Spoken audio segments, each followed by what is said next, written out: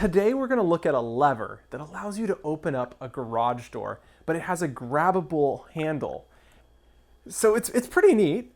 And as you can see, once we've opened the garage, we can head inside, and we've even got a remote garage door opener so you can close it when you're inside or open it as well. So this is pretty neat. I want to just jump right into it. Let's start by looking at the objects we've created here. So our garage door is this 4-part object.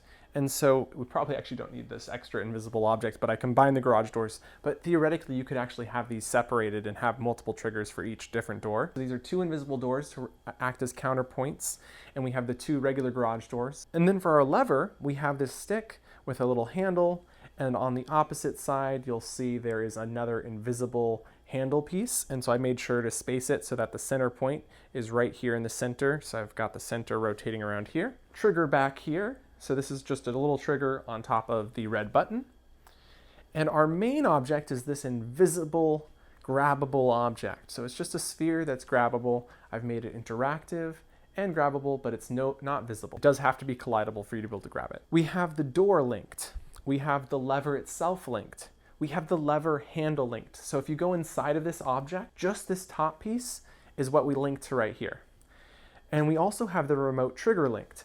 And this is all going to run off a single script, which is pretty impressive. There is ways to run this off of multiple scripts, but I wanted to keep it as simple as possible. Now let's go ahead and take a look at the variables in our script. So we've got the door, which is just an object variable. The lever is also an object. The lever handle is also an object. The door original rotation is a rotation. So is the door rotation by, the lever original rotation, and the lever rotation by. And so our rotate by is how much we're going to rotate the door. It's how much we're going to rotate the lever. And please note that since the lever goes up and down, when you have it the world stopped, you'll notice that it sticks out like this. But when we play the world, it goes upright. And so what we're rotating by is 45 degrees up and then 45 degrees down. So you'll see how that plays in the script in just a moment. We have position up, which is a boolean, and we use this to know whether it's up or down. We have time to rotate. This is how fast is the lever rotating. The door rotation time is how fast the door is rotating. Both of these are number variables. And then we have the remote trigger, which is a object variable. When world is started, the first thing we're going to do is connect to the remote trigger. So that's our object remote trigger. And that is for when trigger enters. And we connect that to the local event grab start, because when you grab this object, the invisible object, that is when we know to move the doors. And you might be thinking, why is it over here? It does move itself to the position of the handle. When the player grabs this invisible grabbable object, that is when we also do all the motion for the doors. So the remote trigger in the back is going to do the exact same thing on the grab start. But you might be thinking, how do I get this connect event?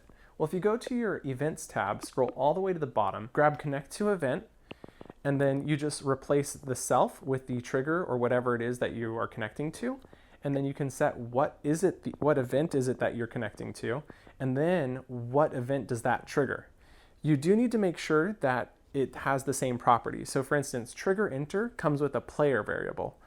And so when we send that to the grab, so when you see remote trigger sending it to grab start also comes with this player. So if you send it to a local event, like a custom local event, you need to click this plus button and add the player variable. Otherwise, it won't come through. Next up, we have set door original rotation to the rotation of door 1. So where does the door start? Well, it starts here. So we've set that so we know where to go to. We also set the lever original rotation to the rotation of lever. So now we know where those start. Then we send event start. And note that I call this start to. I originally had it set to start. And when you send event start to self, it actually sends when world is started. So that was kind of a learning opportunity there, but that's why I'm using start to. And we send that after 0.1 seconds, giving this enough time to run all of this. Then when start to is received, we rotate to lever rotation plus however much we're rotating the lever by. So it's rotating by 45 up. So we rotate it 45 and we rotate that on the lever.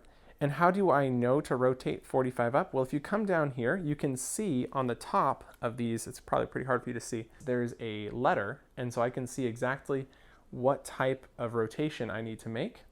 And so I know that I want to rotate on the red axis using this dial here, and that's the x-axis.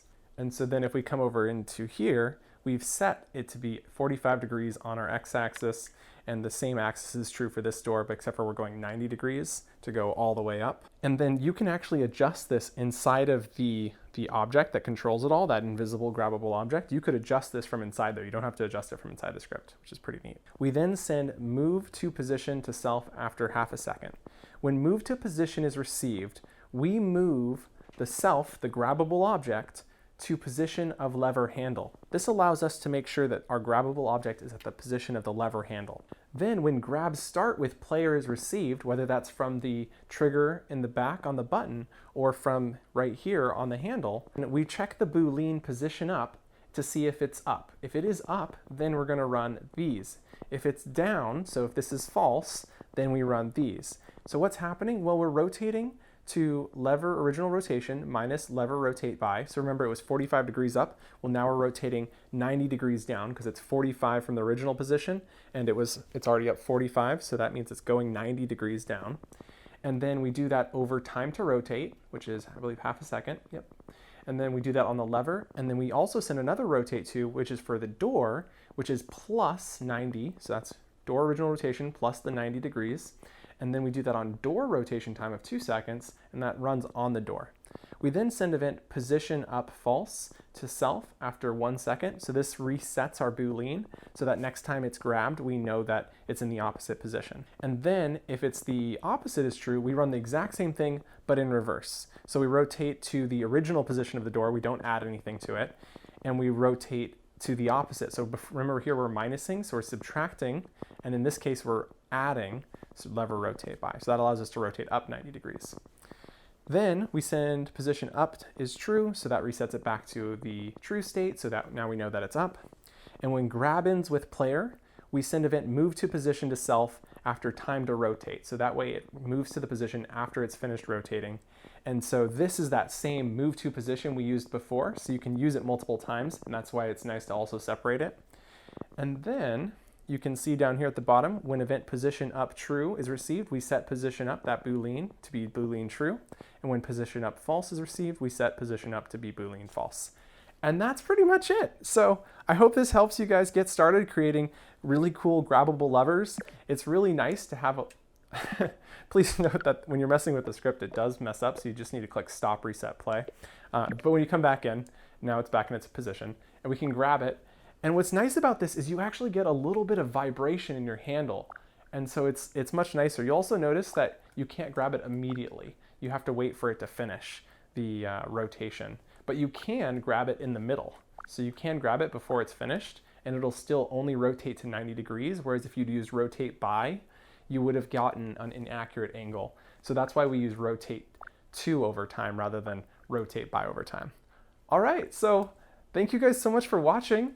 I'm gonna hang out here in my little cave for now, but I'll see you in the next one. Bye!